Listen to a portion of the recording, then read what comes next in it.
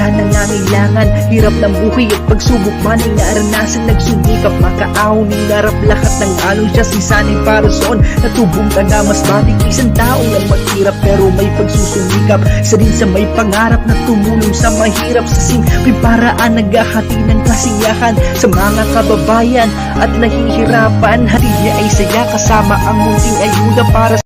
Yo, magandang umaga mga kasanay, panibagong araw, panibagong vlog na naman to. Bali ngayong araw po ay nandito tayo sa bahay ni Ramel at another gawa tayo dito. Ayan, good morning kay Ramel. Good morning mga kasanay. Ayan, so bali mag-asintada na naman kami dito mga kasanay para tuloy-tuloy yung pag-angat ng hollow blocks, no?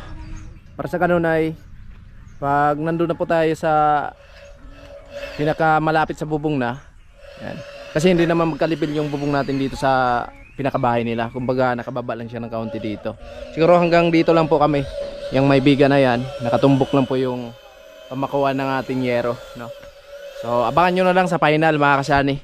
At salamat ng marami kay Ma'am Juliet and family. And ingat po kayo palagi ma'am. Salamat sa tiwala at suporta. Ayan, si Kadabalang magbalik ng maraming blessing po sa inyo. Siyempre sa lahat ng nag-share ng blessing dito, especially kay Kuya Obit at Erlinda, kay Kuyang in family, Kuya Bros, paring Ruben, paring Kabalin, Sir Gary Tisoy, Kuya Orlando in Ate Helen, kay Ma'am Lucky Lady. Ay maraming salamat po.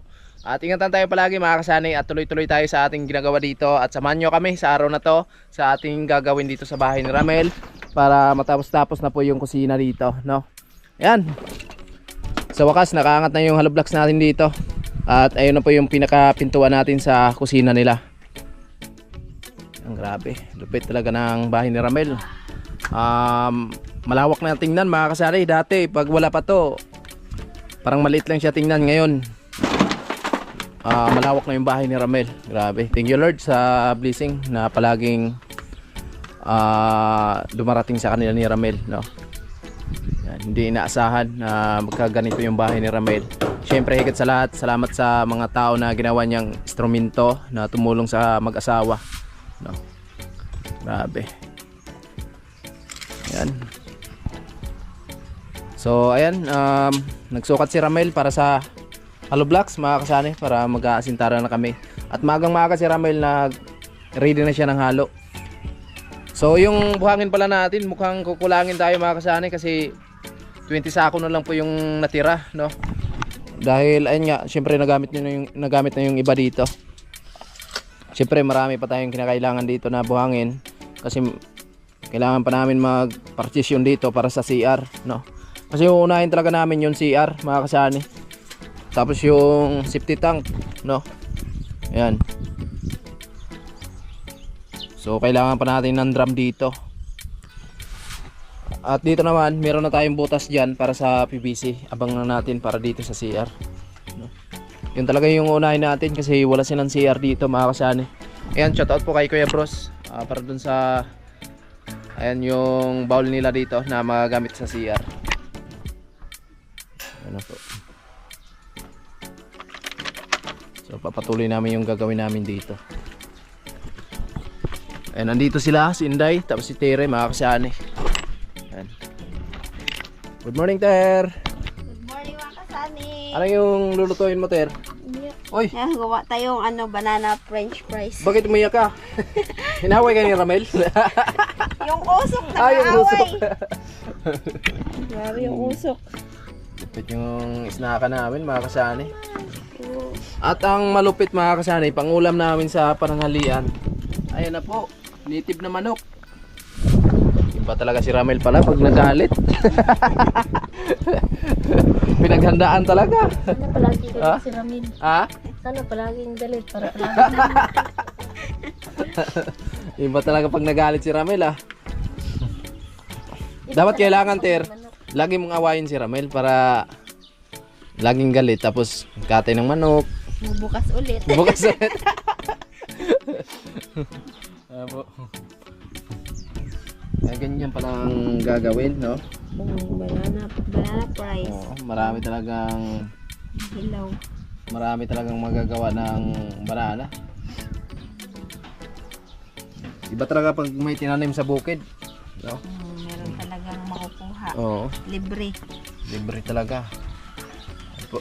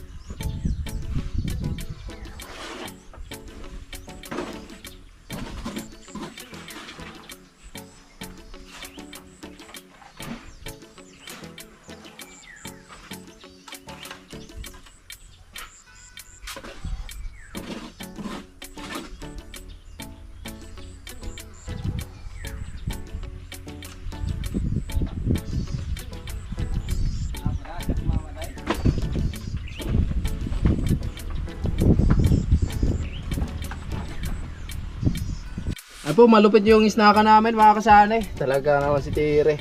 French fries na Oo, sagi. mukhang sisipatan kami lalo nito. Ayan. Ay mga kasanay oh. Lalo tayong sisipagan nito sa ginagawa namin. Mel! Bilisan mo dyan! Nakaready na oh. Ayan oh. Basta mayroong lulutuin, hindi mawala ng apoy yan. Yung malupit na kala nila. Ayan. Sigurado.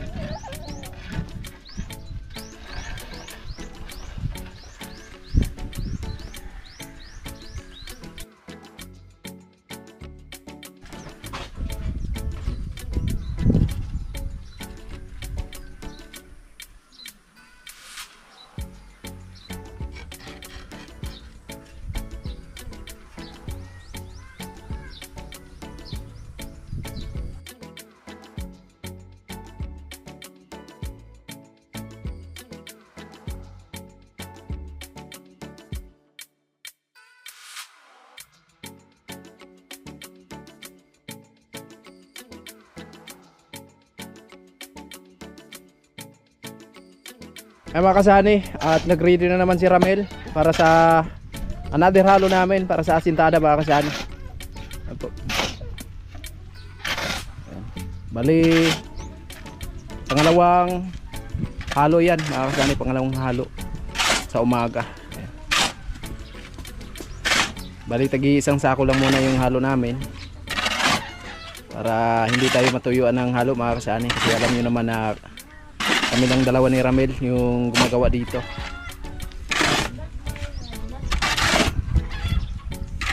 Sabi sobrang init dito yung pwesto namin sa haluan ah. Tirik na tirik yung araw. Yung mga kahoy. Wala, pinutol na yung mga kahoy ni Ramel dito sa gilid oh. Wala na tiro yan eh. Ikaw pala yung may salarin eh. Larin? Oo. Sino nagputol? Kunin nila para Oh. ano, liwanag. Oh. Ayun, liwanag talaga.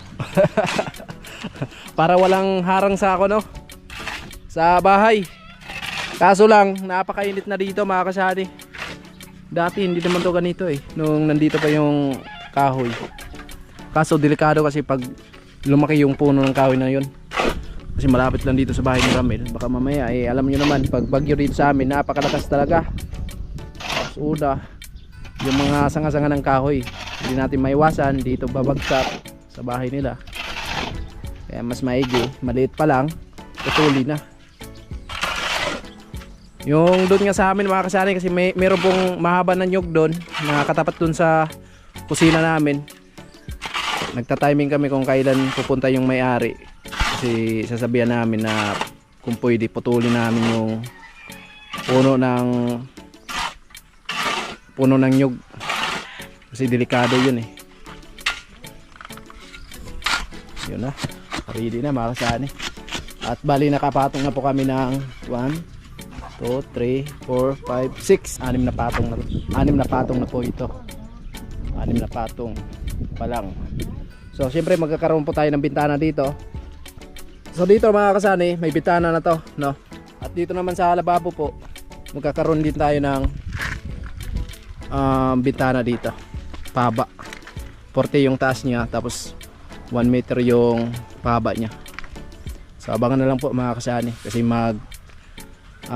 magkakabit kami dito ng patungan para hindi kami mahirapan ni Ramel pag sakali na pataas na po yung asintada namin dito.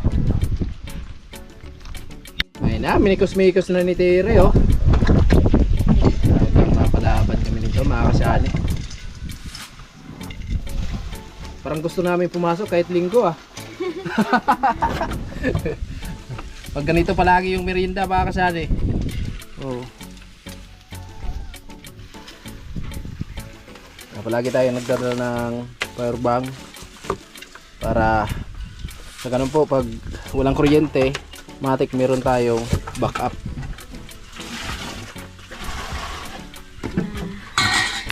So ayun mga kasani, gumawa si Sunny ng patungan para makasay, mahirapan na kasi sila pag-asintada ni Ramel kasi nga mataas na mga kasani, nakailang patong na. 6.5 na sila. Kaya mahirap na mga kasani pag nag-asintada. So kailangan ito, mayroon talagang patungan at kailangan mayroon ding tagalagay ng hollow blocks, taga-hatid ng hollow blocks tsaka halo kasi mahirap pag bababa tapos aakyat na naman. Ayan. May taga-abot para mapabilis yung paggawa. Kasi ano na eh, mataas na.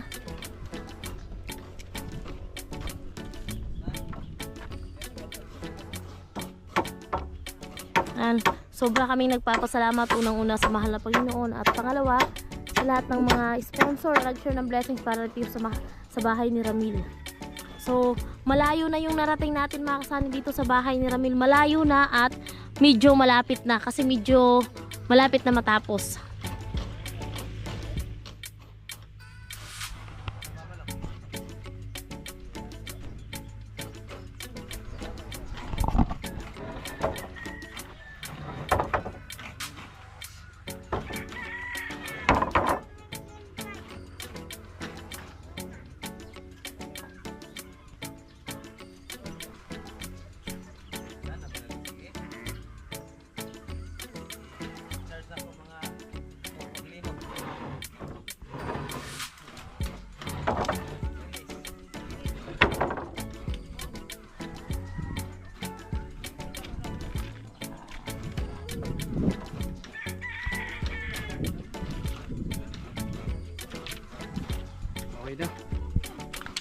Kailangan natin ng patungan.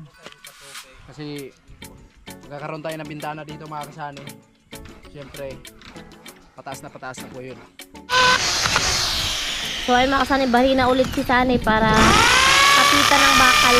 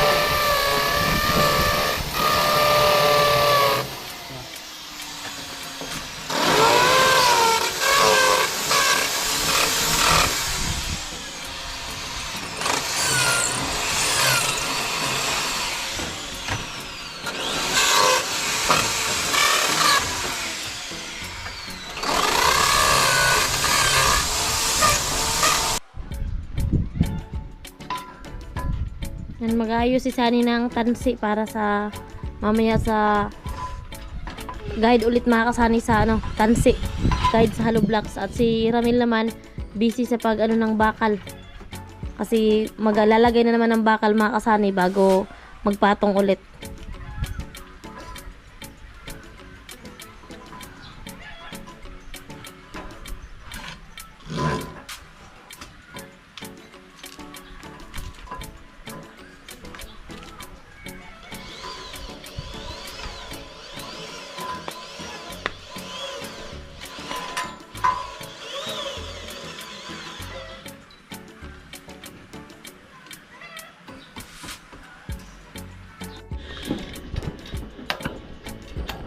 So, ayun na po mga kasani. Nag-welding na si Ramil doon sa bakal na, ayan, paikot papunta doon. Kailangang welding sa tubular para mas kumapit at para mas tumibay.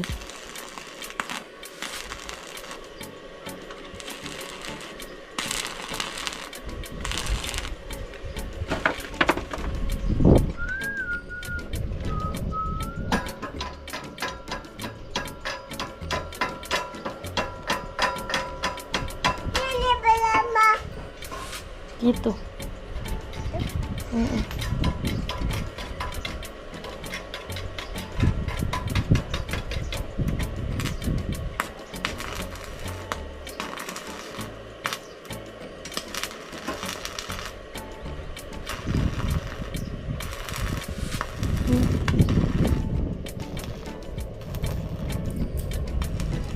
Puling to, puling.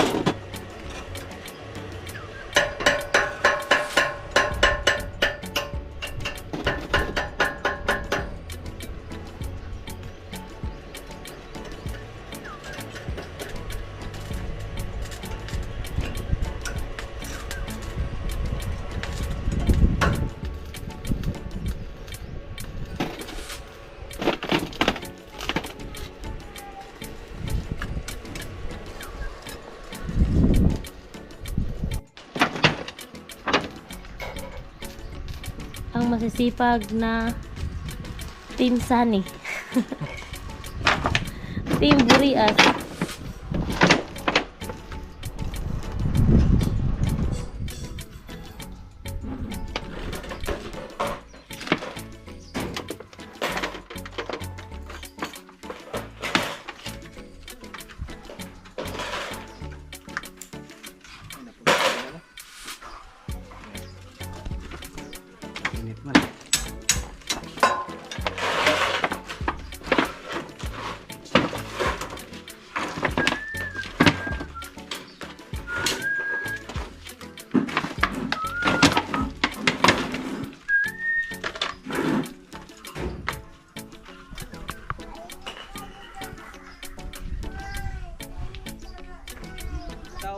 So, ayun mga kasani. Gawa sila ng patungan para mamaya. So, tuloy-tuloy na yung paggawa. Ay mga kasani, at mamaya natin ipapatuloy yung asintada natin dito. Dahil kanina po is naglagay tayo ng patungan dito mga kasani, para sa ganun na hindi tayo mahirapan sa pag-asintada mamayang hapon. So ipapatuloy po namin yung pag-asintada natin dito. So mamaya makikita nyo na yung forma dyan sa bintana, no? Bintana dito sa lababo, tapos doon sa kabila meron din silang bintana doon. Ayan, so yan na yung bintana dyan, galing dito tapos doon mga kasali. Ayan, nantala tayo sa pag-asintada kasi gumawa pa tayo ng patungan dito, no? Kasi pataas na po yung asintada namin dito sa kusina. Bali 5 patong na lang mga kasani, at susunod natin yung bubong, no? Magtatrasis na tayo. Alright. Maraming salamat po kay Ma'am Juliet and family, and salamat po ng marami po sa inyo sa walang sawang suporta, at sa lahat ng na-share yung blessing po dito sa mag-asawa. Siyempre sa lahat ng na-share ng blessing dito sa bahay ni Ramel, and taos puso po kami nagpapasalamat sa inyo mga kasani, dahil ayan, nagkaroon ng magandang bahay sila si Ramel, no? Ayan, salamat sa mga magigiting natin na sponsor.